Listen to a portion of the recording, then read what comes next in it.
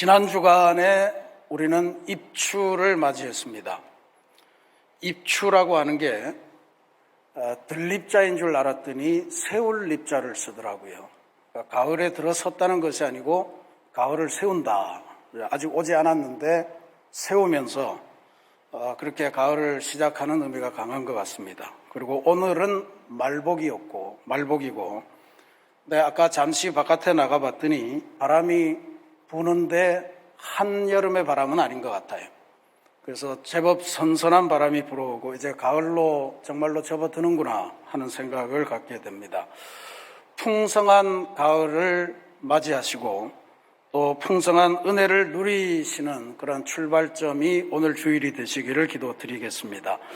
특별히 오늘은 남북교회가 우리 민족의 평화 통일을 위해서 공동의 기도문을 가지고 기도하는 그러한 주일이기도 합니다.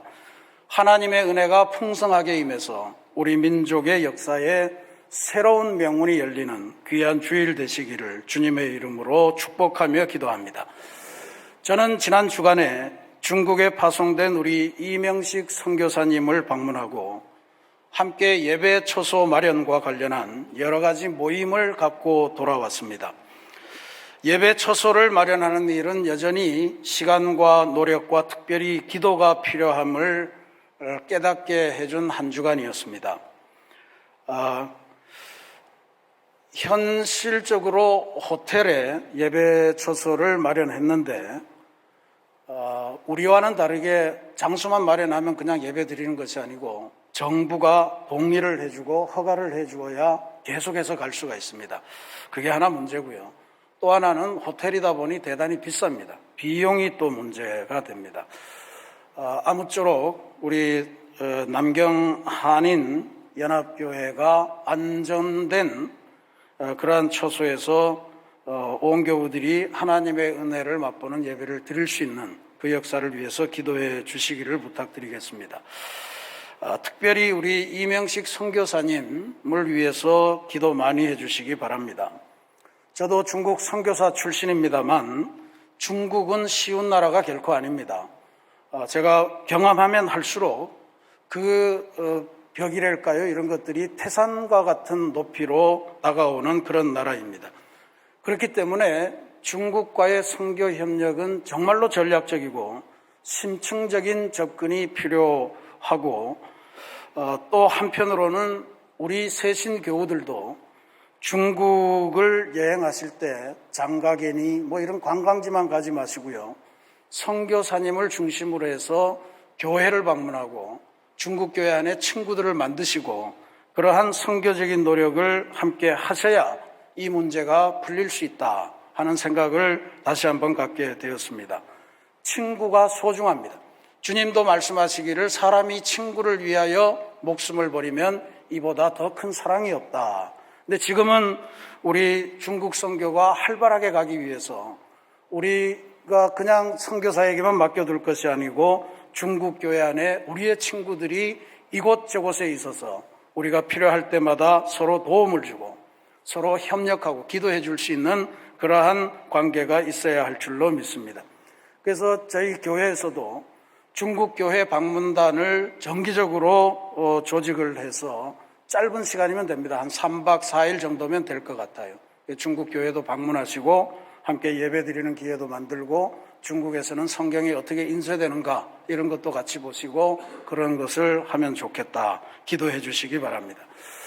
이번에 제가 중국 기독교 협회와 제가 일하던 애덕기금회라고 하는 기관을 선교사님과 함께 방문했습니다. 중국 교회는 5년마다 총회를 해서 대대적으로 지도력을 교체합니다. 그런데 작년 11월 달에 새로운 지도력들이 다 선출되었기 때문에 그들과 인사를 하고 앞으로 교류를 하기 위해서 그런 소개하는 시간이 필요했기 때문이었습니다. 마침 제가 예전에 중국에서 일할 때 함께 동역하던 제 선배 동역자 분의 아드님이 이번에 중국 교회 전체의 총무가 되어서 대단히 반갑게 만났습니다. 중국 교회는 지금 세례교인만 4천만 명이 되는 큰 교회예요. 인구에 비하면 얼마 되지 않지만 굉장히 큰 교회입니다. 근데 그러한 교회의 실무 총책이 저보다 무려 10살이나 어린 그런 친구가 하고 있다는 것이 중국 교회의 저력을 맛보게 하고 앞으로 중국 교회가 얼마나 미래를 위해서 열심히 투자하고 있는가 하는 것을 확인할 수 있어서 그 시스템이 대단히 부러웠습니다. 제가 지금도 우리 감리교회에서 뭘 하려고 그러면 아직은 어리다 이런 평가를 들어요. 이제 조금 철들만 하면 은퇴해야 됩니다. 이게 우리 한국교회의 현실입니다. 대단히 부러운 그런 모습을 보았습니다. 한편으로 이제 최근에 일어나고 있는 중국 교회 혹은 중국 안에 있는 기독교에 대한 중국 정부의 단호한 정책, 이것에 대해서 긴 이야기를 나누었는데 복잡한 이야기였습니다. 최근에 중국이 미국과 더불어서 무역 전쟁을 지리하게 끌고 있고 또 중국의 맨 바닥인 홍콩에서 거대한 시민 시위가 일어나서 여러 가지로 힘겨워하는 양상이고 이 모든 것이 다 연결되어서 지금의 종교 정책이 나오고 있다 하는 것을 발견할 수 있었습니다. 중국 정부는 그렇게 보는 것 같아요. 세계에서 중국이 제1의 국가로 등장하는 것을 반대하는 세력이 많은데 그 세력에서 중요한 역할을 하는 것이 세계 각국의 기독교다. 그래서 그 기독교를 중국의 교회와 차단했으면 좋겠다 하는 바람을 가지고 있는 것 같습니다. 그래서 지금 중국 교회에서는 신앙생활 중에서 애국이라고 하는 것이 무엇인가, 애국을 어떻게 해야 될 것인가 하는 것에 대해서 굉장히 관심을 갖고 설교도 이루어지고 연구도 진행하고 있는 것 같습니다. 우리도 지금 일본과의 사이에서 심각한 무역 전쟁을 전개하고 있는데 우리는 이를 통해서 과거를 정리하고 새로운 역사로 나아가기 위해서 온 국민이 힘을 모아야 될 때입니다. 그런 의미에서 오늘 우리에게도 우리가 신앙생활을 하지만 애국이라고 하는 이 과제를 어떻게 신앙적으로 풀어낼 것인가 하는 것에 대해서 깊이 고민하고 기도해야 되는 점이니까 중국과 상황이 다소 유사한 점이 있다 이렇게 볼 수가 있습니다. 또 대화 중에 그 총무님이 중국 교회 안에 한국에서 온 이단, 특별히 신천지의 폐해가 아주 막심하다 하는 이야기를 꺼냈습니다. 너무너무 심각한데 가만히 들어보니 신천지가 한국교회를 향해서 하는 수법을 똑같이 중국에서도 하고 있더라고요. 지금 봉사단체를 위장해서 젊은이들을 끌어들이고 또 심리 테스트를 해준다, 뭐 성격 검사를 해준다 이러면서 젊은이들을 모아서 이제 성경 공부를 시키고 교회로부터 분리시키고 중국 안에다가 12지파 구원받는 14만 4천 명을 만든다. 뭐 이런 것들도 지금 시행하고 있더라고요. 재미난 거는 한국에 14만 4천 명 12지파가 있는데 중국에 따로 새로 만들고 있는 거예요, 12지파를. 근데 그렇게 이야기를 한다는 거예요. 자기네 12지파는 좀 수준이 떨어지는 12지파고 12지파의 아주 높은 거는 한국에 있다는 거예요. 그래서 이 중국의 12지파에서 잘 훈련받으면 한국 12지파 본류에 가서 훈련을 받을 수 있는 기회를 준다. 이러면서 또 유혹을 하고 있다고 그럽니다. 근데 너무너무 심각한데 그들은 신천지에 대해서 알지도 못하고 신천지의 교리가 어떤지, 어떻게 출발했는지, 한국교회는 어떻게 대응하고 있는지 이런 것에 대해서 도무지 자료를 구할 수 없으니 자료를 좀 구해줬으면 좋겠다 해서 저도 우리 한국교회도 지금 신천지로 인해서 대단히 큰 고통을 겪고 있고 많은 교회가 어려움을 당하고 있다는 상황을 알려주면서 공감했습니다. 그리고 한편으로는 지금 우리나라 교회에서도 중국에서 온 큰 이단이 하나 있어요. 이름하여 전능신교라고 하는 교단입니다.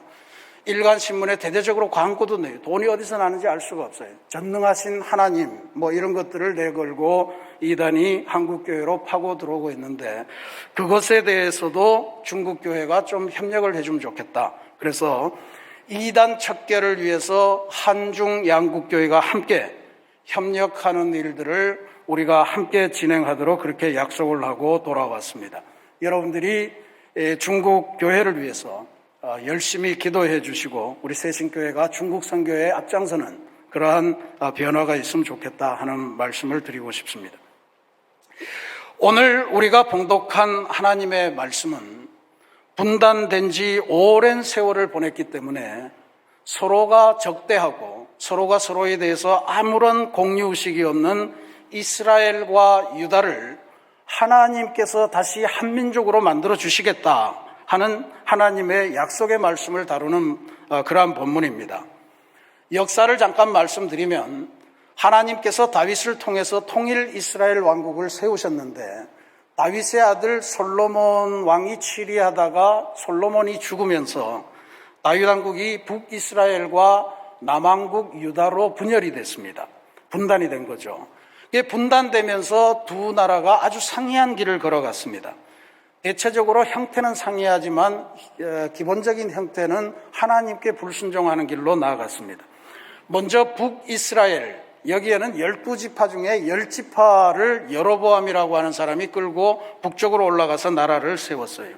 근데 세우면서 남쪽에 자기네 성전이 없기 때문에 북쪽에 성소를 만들고 그리고 주변 나라에 특히 아수르 같은 나라에 우상 신들을 갖다가 세워놓고 그 나라를 통치하기 시작했습니다. 열왕기서에 보면 이 북쪽 이스라엘, 북이스라엘, 전통적으로 이스라엘 사람들은 이 지역을 사마리아라고 부르기 시작했습니다. 거기에는 공식적으로 우상신들이 등장하는데 5개 내지 6개의 우상신이 하나님과 더불어 경배되었다, 이런 기록이 나옵니다. 그러니까 종교적으로 완전히 혼합되었고 하나님이 여러 신 중에 한 명으로 그냥 섬겨지는 그러한 상황을 맞이했습니다. 종교만 혼합된 것이 아니고 인종도 혼합되기 시작해서 10지파가 올라갔는데 지파의 정체성을 유지하는 지파가 하나도 없어졌습니다. 오늘날 우리가 유대인 이렇게 이스라엘 사람들을 부르는 것은 남왕국에서 그나마 유대인들이 지파 정체성을 가지고 민족의 정체성을 가지고 그 민족을 유지했다는 거예요. 그러니까 남쪽에 있는 유다 사람들이 보기에 북쪽 전원들은 하나님의 율법도 지키지 않고 우상도 섬기고 그리고 민족의 정통성도 다 훼손해버린 아주 쌍놈들이다. 상종하지 못할 놈들이다. 짐승 같은 놈들이다. 이방인만도 못하다. 그래서 아주 상종도 하지 않았던 것을 우리가 복음서에 예수님의 시대 때에도 그와 같은 사상이 남아있는 것을 확인할 수가 있습니다. 이렇게 우상신들을 섬기다가 결국은 아수르에 의해서 멸망당하고 말았습니다. 한편 남왕국 유다는 예루살렘 성전을 보유했습니다. 이 남왕국 유다 사람들은 우리가 하나님의 성전을 보유하고 있으니까 절대로 멸망하지 않을 거다. 하나님의 말씀이 여기 계시니 우리는 망하지 않는다. 우리는 또 하나님이 택한 백성이니까 전혀 망하지 않는 민족이다. 이러면서 교만하게 또한 하나님에게 불순종했습니다. 하나님께서 그것에 대한 심판으로 신흥강국 바벨론을 동원해서 3차례나 예루살렘 도성과 예루살렘 성전을 공격을 했어요. 이 3차례 공격할 때마다 패배를 했는데 유다가 패배를 했는데 그때마다 고위 관직에 있는 사람들 혹은 그 자녀들을 포로로 데리고 가서 바벨론에 정착을 시켰습니다. 이걸 우리가 바벨론 포로 생활이라 그럽니다. 3번에 걸쳐서 포로로 잡아가서 그렇게 포로 생활을 시키고 3번째는 결국 완전히 무너지고 예루살렘 성전도 파괴되는 그러한 경험을 하게 됐습니다. 이들 두 나라는 분단되고 나서 100년 만에 이렇게 서로 다 망해버리고 말았던 것입니다. 그래서 서로 너무나도 다른 길을 걸어갔고 서로 망하면서도 서로에 대해서 적대감을 가졌고 서로를 인정하지 않았고 서로를 멸시했고 그래서 도저히 한민족으로 다시 살아가기에는 불가능한 그러한 나라들로 보였고 제각기 생존하는 것도 버거워서 각각 신흥 강국에게 멸망당하는 그러한 운명에 처해지고 말았습니다. 그런데 하나님께서 이런 절망, 멸망, 분열의 한복판에 있는 이스라엘 백성들에게 통일의 비전을 에스겔 선지자를 통하여 약속하시는 것이 바로 오늘 우리가 읽은 성경 말씀입니다. 에스겔이라고 하는 사람은 예루살렘을 2차로 공격할 때 그때 포로로 잡혀서 바벨론에 간 사람입니다. 바벨론 현지에서 3차로 잡혀온 사람들의 이야기를 들으니 완전히 성전도 다 파괴되고 완전히 멸망했다 하는 멸망의 소식을 듣고 절망에 처해 있을 무렵에 하나님으로부터 부름을 받고 예언자 생활을 시작했습니다. 그런 에스겔에게 하나님께서 오늘 에스겔서 37장 말씀을 통해서 이 이스라엘 백성을 내가 회복시키겠다라고 하는 하나님의 의지와 마음과 계획을 담은 것을 보여주시기 위해 중요한 환상을 이 37장에서 두 가지를 보여주십니다. 첫 번째 환상은 우리가 잘 아는 그발강 골짜기 계곡에서 마른 뼈를 하나님의 군대로 만드신 위대한 사건입니다. 에스겔 선지를 그발강가로 데려가셔서 계곡을 하나 보여주시는데 그 계곡이 온통 마른 뼈들로 가득 차 있었고 해골 바가지로 그리고 마른 뼈들 이런 것들로 다 차 있었다는 거예요. 거기에 하나님께서 성령의 바람을 불어넣으시니까 그 마른 뼈들 위로 뼈마디가 서로 연결이 되고 그 위로 힘줄이 생기고 살이 덮이고 이렇게 산 생명체가 되더라 이런 거예요. 그 다음에 다시 하나님이 생기가 들어가라 그랬더니 마치 새롭게 인간을 창조하시던 그 무렵처럼 생기가 들어가니 완전히 살아있는 사람으로 바뀌어서 골짜기에 널브러져 있던 그 마른 뼈들이 일어나서 하나님의 위대한 군대로 변화되는 그 역사를 환상으로 보여주셨습니다. 그리고 두 번째 보여주신 환상이 오늘 우리가 봉독한 말씀입니다. 이 환상은 시청과 교육 비슷한 그러한 내용이에요. 하나님께서 에스겔에게 말씀하시기를 양손에 나무 막대기를 하나씩 드는데 한 손에는 유다와 그 짝 이스라엘 자손이라고 적고 다른 한쪽에는 에브라임 곧 요셉, 에브라임은 요셉의 아들이죠. 에브라임 그리고 그 짝 이스라엘의 자손 이렇게 두 막대기에 글을 써서 그 막대기를 손에 들고 있으라 이런 말씀을 주십니다. 여기서 우리는 아주 중요하게 봐야 될 내용이 있습니다. 하나님께서 그냥 한쪽은 유다라고 쓰고 한쪽은 이스라엘이라고 써라. 그러면 갈라진 분열을 이해를 하겠는데 하나님이 말씀하신 것은 유다와 이스라엘 자손, 요셉과 이스라엘 자손 이 두 가지가 뭐예요? 하나님의 마음속에는 여전히 이스라엘은 분열된 것이 아니고 그냥 이스라엘 자손이라고 하는 것으로 하나님 마음에서는 통일되어 있는 존재다라고 하는 거예요. 사람들은 전부 다 이제는 갈라진 지 오래됐어요. 저쪽은 하나님을 배신해서 피도 혼혈됐고 그리고 종교도 혼합됐고 모든 것이 우리하고는 달라졌으니 더 이상 우리는 한 민족이 아닙니다 라고 하는 속에서 하나님은 아니다. 너희들은 서로 갈라져서 오래됐더라도 너희들은 내 백성이요 너희들은 이스라엘 자손이다 하는 말씀을 들려주신 거예요. 그리고는 그 두 개를 잡고 있으면 하나님께서 두 막대기를 하나로 붙이셔서 하나의 막대기로 만들어 주실 것이다. 한 민족으로 만들어 주실 것이다 라고 하는 그 예언의 말씀을 주신 것입니다. 하나님께서 에스겔 37장에서 보여주신 이 두 가지 환상을 종합하면 중요한 신앙적 교훈을 얻을 수가 있습니다. 특별히 21세기 분단된 이 나라, 지금 또 주변의 강대국들로부터 고초를 당하고 있는 우리 대한민국 백성으로서는 아주 중요한 신앙적 교훈을 얻을 수 있습니다. 전 두 가지로 봅니다. 첫 번째는 아무리 불가능해 보이는 일이 있더라도 하나님의 성령이 부르시면, 하나님의 성령이 임하시면 마른 뼈조차도 일어나서 사람으로 변하고 하나님의 군대가 된다는 위대한 역사입니다. 그러니 실망하지 말고 하나님의 역사를 믿고 희망을 가지고 기도하라는 그러한 메시지를 하나님이 주신 것입니다. 말씀드린 것처럼 이스라엘 민족은 갈라져서 너무 오랫동안 살았어요. 그래서 통일이라고 하는 것은 근본적으로 불가능한 과제로 보였습니다. 그러나 하나님께서 마른 뼈를 되살리셔서 군대를 만드시고 그것으로 새 민족을 시작하시겠다라고 하는 것을 보여주셨다는 것, 그것은 하나님의 전능하심을 보여주신 것이에요. 이미 죽어서 말라 비틀어지고 아주 해골바가지가 된 이 존재들조차도 다시 하나님의 성령으로 말미암아 생명을 불어넣고 그래서 살아있는 군대로 만들었다고 하는 것은 이러한 능력을 가지신 하나님에게는 막대기 두 개를 합하는 것, 민족을 하나로 만드는 것은 식은 죽 먹기요 하나님 앞에는 전혀 불가능한 일이 아니라는 것을 보여주시는 그러한 메시지라고 보여집니다. 두 번째는 민족을 하나로 만든다, 민족을 새롭게 한다 하는 것은 마른 뼈를 살리는 작업부터 시작해야 된다 하는 것을 보여주신 것입니다. 우리가 통일을 이야기할 때 그거는 정치 지도자들이 남북한에 혹은 남북미 간에 혹은 남북미중 간의 지도자들이 잘 협의를 하면 이루어질 거라고 보지만 성경은 하나님은 그렇게 보시지 않는다는 이야기.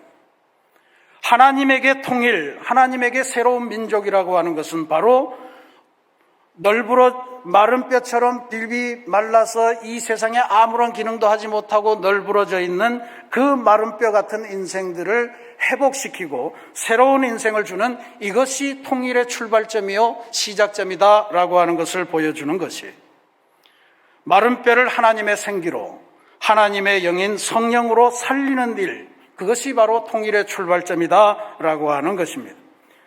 저는 한국교회가 우리 민족의 통일 혹은 세계 평화의 주역이 되기 위해서는 마른 뼈를 하나님의 영으로 되살리는 이 거룩한 하나님의 일에 적극적으로 참여하는 것이 필요하다 하는 것을 이 말씀을 통해서 깨칠 수가 있습니다.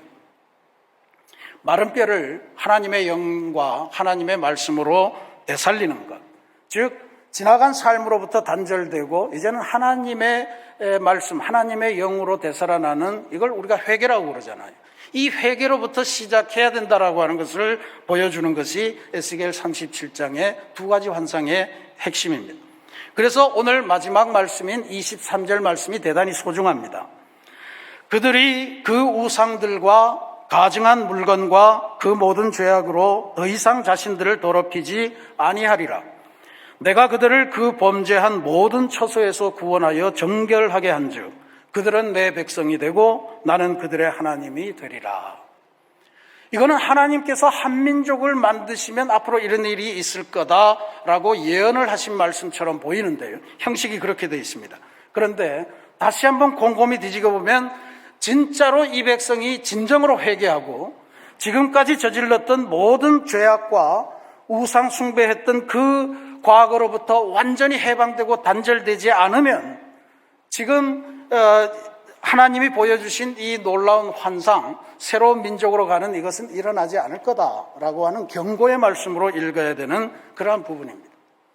만약에 진정으로 회개하고 진정으로 우상과 제약의 자리를 탈피해서 하나님의 백성으로 다시 서면 하나님은 우리의 하나님이 되셔서 지금 보여준 것처럼 지금까지는 절망하고 실망하고 마른 뼈처럼 그냥 아무런 의미 없이 살아가는 사람이었더라도 하나님께서 우리의 하나님이 되셔서 거기에 하나님의 성령을 넣으시고 하나님의 생기를 부으셔서 새로운 인생, 새로운 민족, 새로운 역사를 만들어 가실 거다라고 하는 것을 알려주시는 약속의 말씀인 줄로 믿습니다.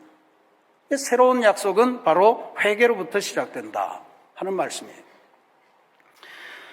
우리는 지금 대한민국을 자신의 수하에 두려고 그래서 대한민국을 주저앉히려고 애쓰는 일본의 아베 정권으로 인해서 큰 위험과 시련의 시기를 보내고 있습니다.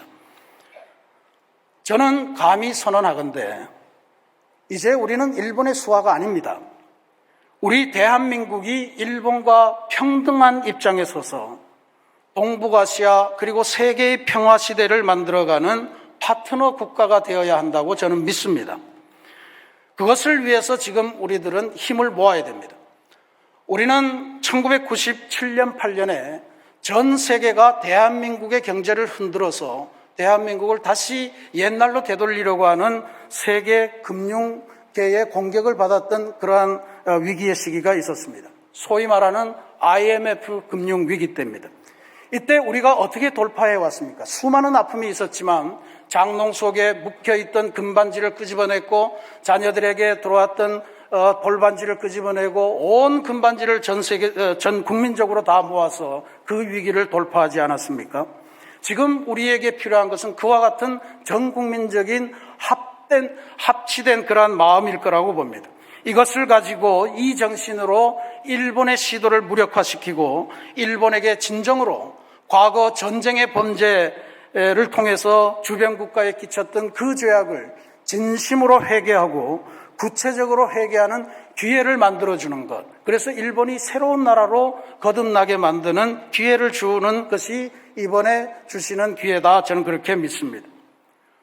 왜냐하면 지금 일본이 노리고 있는 것은 이와 같은 상황을 통해서 다시 전쟁을 할 수 있는 국가로 변화되는 것입니다. 헌법을 바꾸고 다시 무장하고 그래서 새로운 방식으로 전쟁 국가가 되어서 새로운 방식으로 동북아시아를 점령하고 세계의 중요한 역할을 감당하겠다 하는 것이 일본의 목표가 되는 것이기 때문입니다.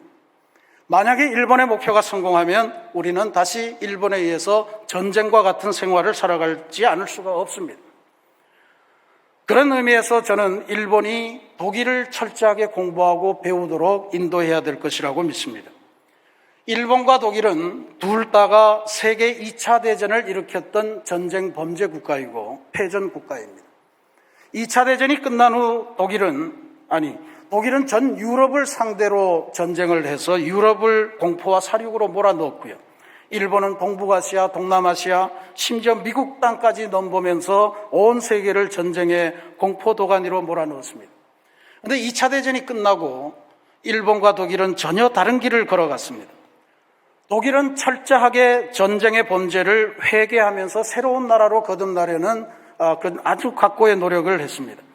치밀한 조사와 증거에 기초해서 전쟁 범죄자들을 처형했습니다. 그리고 나치에 가담했던 사람들을 평시민으로 다시 재교육하는 캠페인을 하고 재교육하는 프로그램을 만들어서 전쟁 광이 일반적인 선량한 시민으로 바뀌는 과정을 만들었습니다. 2차 대전에서 독일이 어떠한 잘못을 범했고 어떠한 피해를 주변 국가들에게 남겼는지 그것을 교과서에 기록해서 어린 시절부터 독일은 이런 나라였단다. 이제는 다시는 이런 나라가 되어서는 안 된다 하는 것을 가르치고 있는 중입니다. 또한 독일은 아주 구체적으로 유럽 전역에서 나치 독일의 범죄로 인해서 생겨난 모든 피해자 개인들과 후손들에게 피해 보상을 해 주었고 지금도 수천억 달러 이상의 배상연금이 개인들에게 지불되고 있다 그럽니다. 또한 그들은 전쟁의 피해자들뿐만 아니고 아울러서 이제는 독일이 새로운 나라로 거듭나기 위해서 가난한 나라들, 제3세계라고 불리는 그 나라의 발전을 위해서 민주화를 위해서 자신들이 가진 여러 가지 기술들, 자원들, 재정들 이런 것들을 투자하고 나누어 주었습니다. 특히 독일 정부는 이 과정을 독일 교회를 통해서 했어요.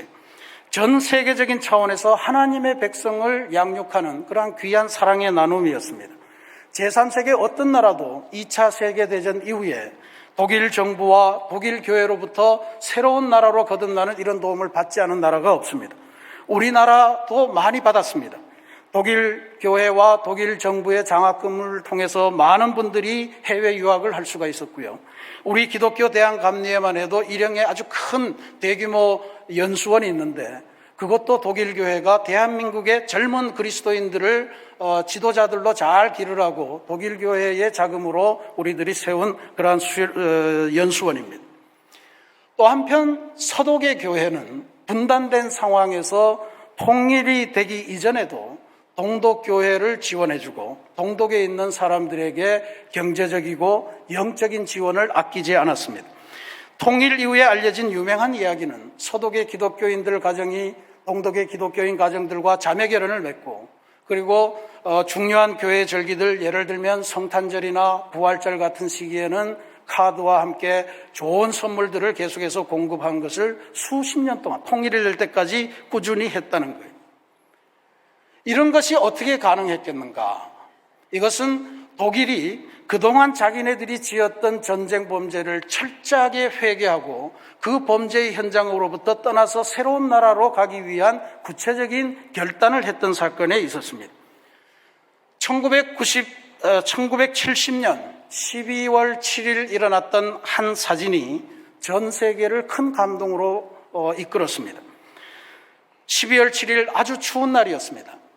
당선된 지 몇 달이 되지 않은 독일의 빌리 브란트라고 하는 총리가 독일이 침공해서 어마어마하게 피해를 입혔던 폴란드를 방문해서 폴란드에 있는 유대인 학살 위령탑 앞에서 차디찬 시멘트 바닥에 무릎을 꿇고 앉아서 눈물을 흘리며 정말로 잘못했습니다. 용서해 주십시오 하는 그 행동을 했습니다. 당시 독일 사람들도 이 사진을 보고 절반의 사람들은 왜 저렇게 굴욕적으로 사과를 하는가 하면서 질책을 했다고 할 정도였습니다. 그런데 빌리 브란트는 사람이 말로 해야 될 것이 있고 행동으로 해야 될 것이 있다. 말로 표현되지 않는 것에 대해서 내가 할 수 있는 최대의 행동을 독일 국민을 대신해서 했을 뿐이다. 이러면서 소회를 밝혔습니다. 이러한 참회가 있었기 때문에 독일은 그와 같은 구체적인 회개와 실천의 변화의 노력이 가능했던 것입니다. 그래서 독일은 그 이후로 평화로운 유럽을 만드는 일에 주역으로 등장하는 새로운 나라가 되었습니다. 독일과 프랑스는 세계 역사 속에서 모든 전쟁이 전부 다 독일과 프랑스 전쟁이에요. 수천 년 동안 전쟁을 해온 나라예요. 근데 이 사건을 겪고 나서 그들이 진실에 입각해서 우리가 서로 이전의 전쟁 범죄를 다 뉘우치고 함께 공동으로 새로운 유럽을 만들어가자 해서 오늘날의 유럽연합, EU라고 하는 공동체를 만들어내었고 지금 그것이 성공적으로 평화롭게 진행되고 있는 것을 알 수가 있습니다. 저는 이번 기회를 통해서 우리의 주변국가 일본도 독일처럼 그와 같은 철저한 회개의 과정을 거치고 그래서 이 지역사회, 동북아시아의 평화를 이루는 중요한 나라로 나아가서 세계 평화에 크게 기여하는 그러한 나라로 자리 잡기를 기도하고 싶습니다. 그걸 위해서 우리 국민이 다시금 뭉쳐서 일본의 시도를 무력화시키는 것이 대단히 중요하다. 이 오늘 우리가 결단해야 될 내용입니다. 사랑하는 우리 새신교회 성도 여러분, 오늘 주신 말씀에서 우리가 하나 더 주목해서 볼 만한 구절이 있습니다. 17절에 보면 내 손에서 둘이 하나가 되리라 하시는 말씀이 나오고요. 19절에서 내 손에서 하나가 되리라 하는 말씀이 나옵니다. 17절에 내 손은 에스겔의 손입니다. 19절에 내 손은 하나님의 손입니다. 무슨 말이냐? 내 손에서 하나 되고 내 손에서 하나 되고 하나님께서는 하나 되게 하시기를 원하시는데 그 하나 되게 하시는 일을 에스겔의 손, 그것을 통해서 하시겠다는 말씀이에요. 민족이 하나 되고 새롭게 되는 이 아름다운 일은 하나님의 마음이고 하나님의 뜻이고 하나님께서 이루시려고 하는 일인데 그 일은 반드시 오늘날 21세기 이 땅의 에스겔들, 하나님의 환상을 보고 하나님의 말씀대로 따라 살려고 하는 우리 그리스도인들의 손을 통하여 이루실 것이라는 약속의 말씀을 주시는 것입니다. 저는 우리 새신교회가 온 세상을 다니면서 마른 뼈들에게 하나님의 생기를 불어넣어서 하나님의 군대로 변화시키는 일을 하기 위해 하나님이 부르신 믿음의 공동체, 신앙 공동체라고 확신합니다.